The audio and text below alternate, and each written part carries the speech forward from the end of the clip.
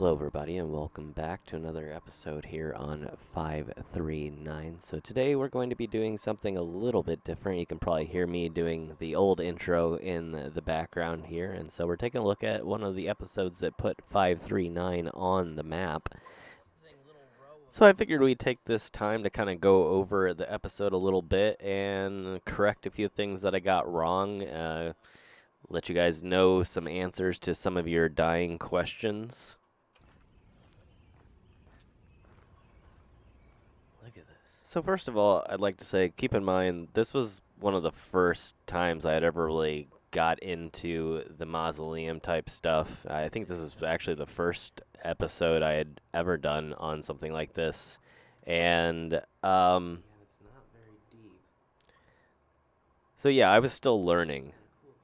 So I get a lot of comments like, how would you not know this is this? Or how would you not understand that, you know, like the gates are locked or whatever? And it's like, well, I mean, I didn't have a reference point at this. I had only ever done typical cemetery type exploring without these giant mausoleums. Some amazing artwork here.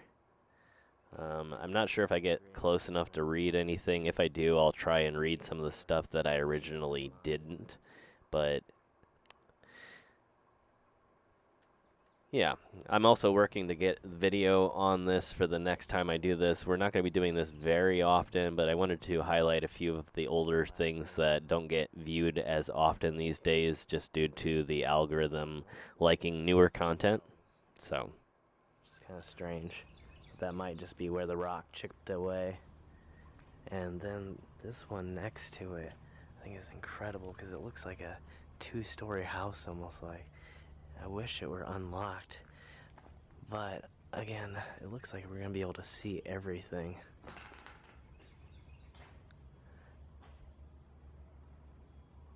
And there's 9 graves in this one, although I'm not sure. I can't tell from here if that one's actually used or not.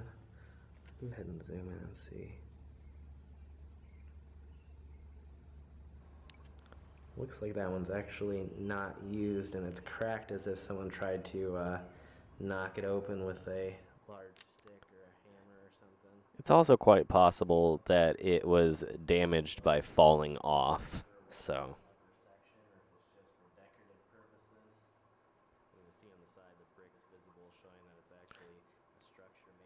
Definitely nothing up on the top section in terms of any type of burials. It looks like the pillars are actually made out of granite.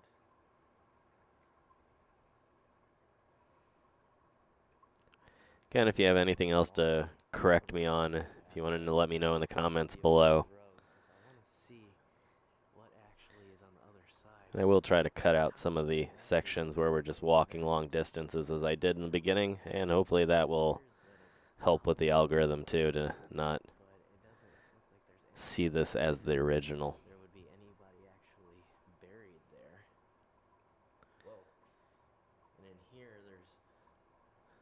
So this is something that I've seen quite a few times by now, being able to see way back into the vault there that has become unsealed over the years. It is possible that it's maintenance that's being done.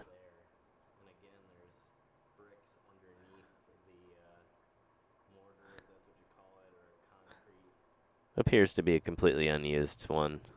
There's no remnants of anything in there.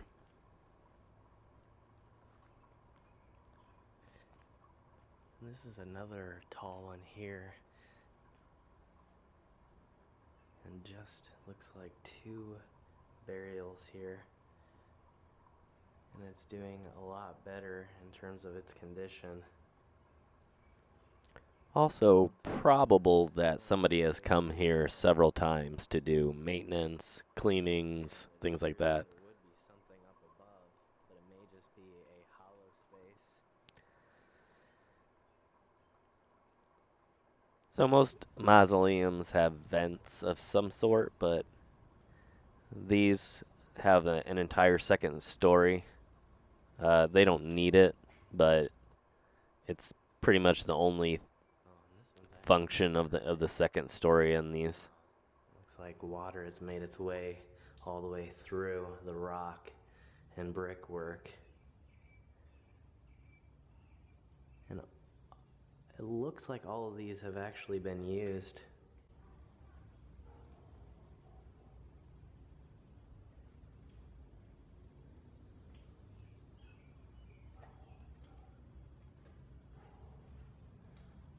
Lots and lots of decay on this one.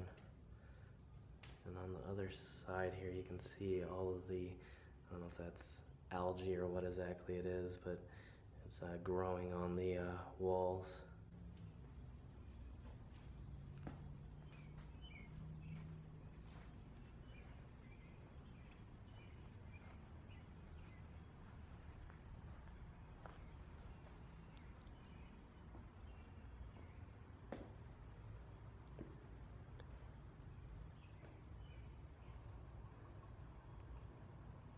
And lots of these are unused. However, on the sides here, it looks like there's more vaults.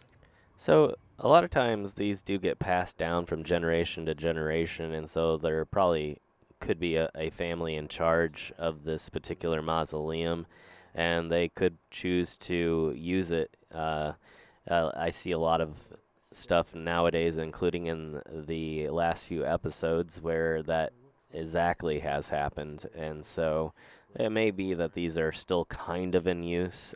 Some of them may not be if it was passed down so far to someone who never had children themselves and there was no other distant relatives that they knew of. They may have gotten sort of lost to history.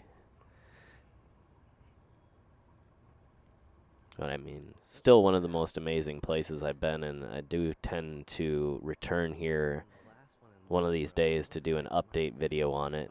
It is a central Indiana location. The last one is right up here.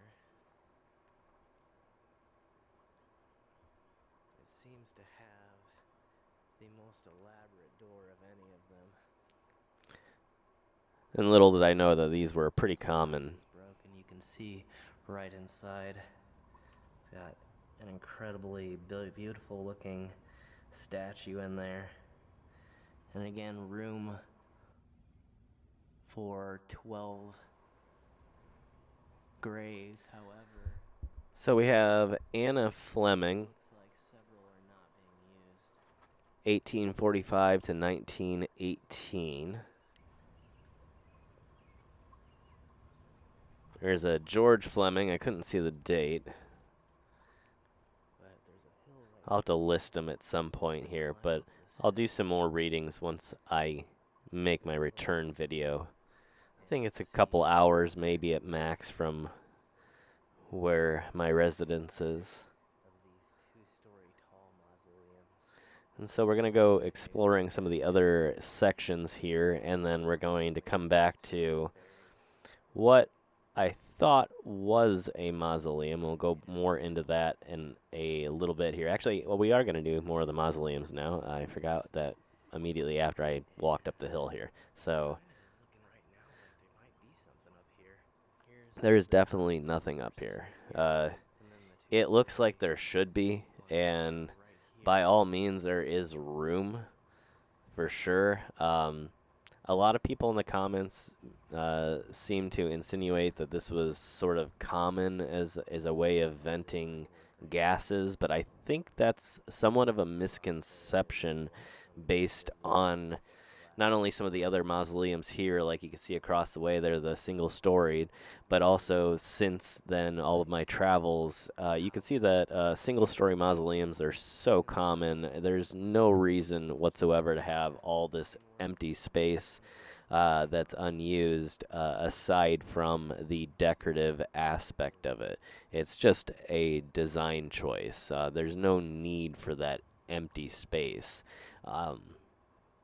Normal piping and other types of non-modern technology are more than enough in most cases.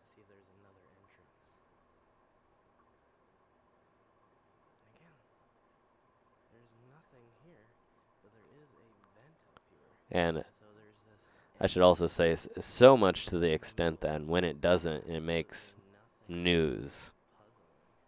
You would have thought that they would have actually allowed room for more vaults so that more family members could be buried there in the future. And so I stand by that.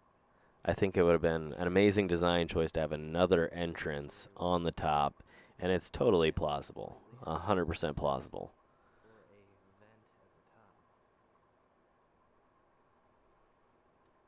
Or say possible. Single story is actually decayed to the point where one of the walls is collapsing and is falling over into this two-story one here, and even a section of stone has made its way all the way down right along the bottom edge of the wall here. And the same thing right over here with this single-story one.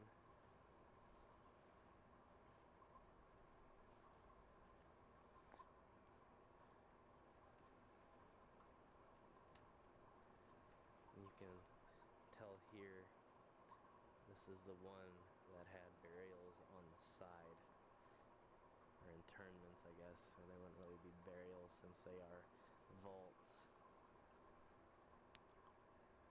And it looks like I actually missed one, so we'll run around to the front of this. That's another one I get corrected on a lot. Apparently they're not internments. I don't really know on that.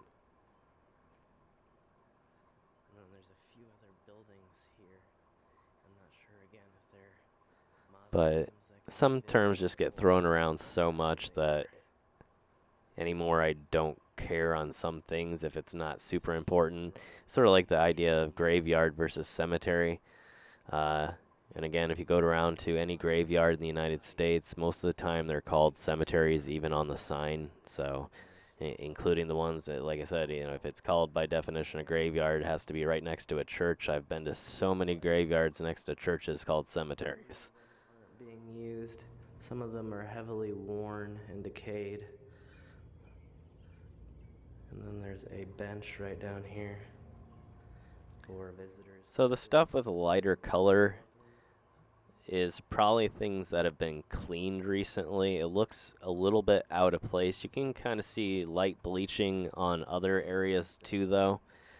Kind of strange. It could be natural, but I would say some of them have been cleaned. And on this one, again, on the other side, you can see where the vaults for the side internments are. Alright, I did end up locating at least one more in this area before we drive around and check out some of the other areas of this place. And I'm not sure if we're going to be able to see in this one. And again, next time we will have hopefully video hooked up so I can show myself talking as I'm reacting to these. But like I said, they're probably not going to be very many of them, but I did want to highlight a few of my older Mausoleum episodes as part of this Mausoleum series, and since it completely messed up last time, I really just had to rectify that and go ahead and make this episode what I was trying to do all along. And then I'll fix the video section of it, and the next time that we do something like this, we'll have a video of me in the corner showing my actual reaction and where I am at the command center here. So yeah, I don't know how I feel about stuff like that. I've seen that a lot since my first encounter here with the sealing of the doors permanently. I understand why it's done, but at the same time, I feel like for historic value, if there's no family left, maybe they should just keep a key at the office and do the same thing with some of these big mausoleums where you can sort of drop off your ID. I feel like people should be able to look inside. I cannot stand when some of these places sort of, and I know, again, I understand why, so I'm not passing judgment, but I don't like when some places like brick things up. So I feel like for historical value, there should be some way to see inside.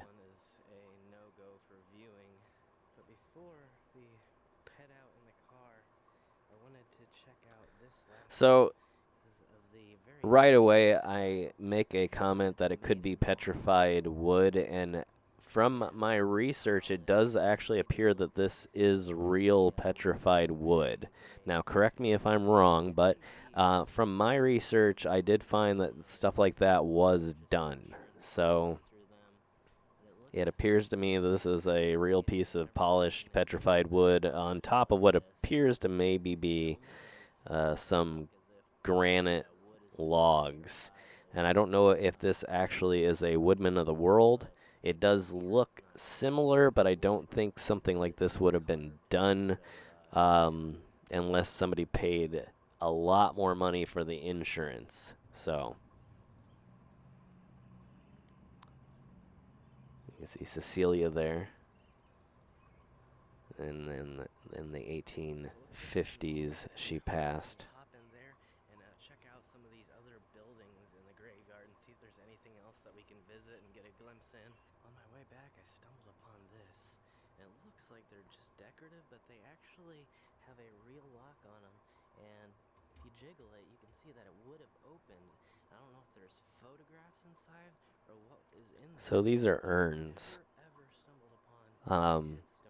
Instead of a burial, or excuse me, I guess interment or whatever you want to call it. You can correct me again in the comments below, or tell me I should have done my research before this. But anyway, there are urns in there. That is just another way of doing it. Sometimes there are little gardens where they put only urns, and then you can also just buy a plot and put whatever you want there. So, and that's one of the options, is having a headstone that has a place for your own urn. So, kind of an interesting way to do it. You know, where if you didn't have the money for an above-ground crypt, but you kind of liked that concept, or a mausoleum, it's like you could do a smaller version of that in this way, and you still get those cool, elaborate-looking doors, just little doors.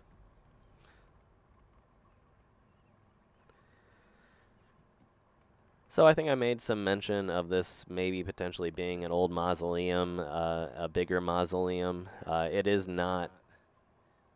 Okay, so I knew it was not going to be openable. Again, I don't know why. I guess they probably put the handles there because they can unscrew it. The maintenance can. So yeah, it's probably not an old mausoleum. It's probably more of a receiving chapel, not a vault, but probably a place where people would gather to pay final respects, and then the burial would occur. So that's probably what this is. It doesn't say anything on it. Typically, mausoleums, even the bigger public mausoleums, will have some sort of signage on it saying what it is, or a date that it was erected, something like that. It looks very fancy, but just based on the shape of it and the sort of lack of traditional mausoleum style venting and other things, I would say it's probably just a little chapel that has been abandoned, and maybe due to people going inside and messing with things, or whatever, they decided to just seal it up permanently, or semi-permanently, as you can obviously tell. But still, quite an amazing building, and something that it was well worth a look despite the lack of an interior view. I still would love to come back and see that it had been repaired, but that's that. But so typically when I do this, I'm probably going to do episodes where I think the original video kind of deserved more views. This one obviously kind of was one of the, like I said, the landmark videos of my early cemetery exploration. So Yeah, this is a little bit different, but this style format, like I said, usually with a smaller picture-in-picture video of me in the corner is kind of what we're going to be doing. So let me know what you think. Let me know your thoughts on this video if you've never seen this before, and take this as a cue that if you've never watched the older videos, make sure to click on the graveyard playlist and you will see that right now on the screen, and you can check out hundreds of older videos from over 6 years of exploration. So make sure to do that, and I'll see you in the next episode.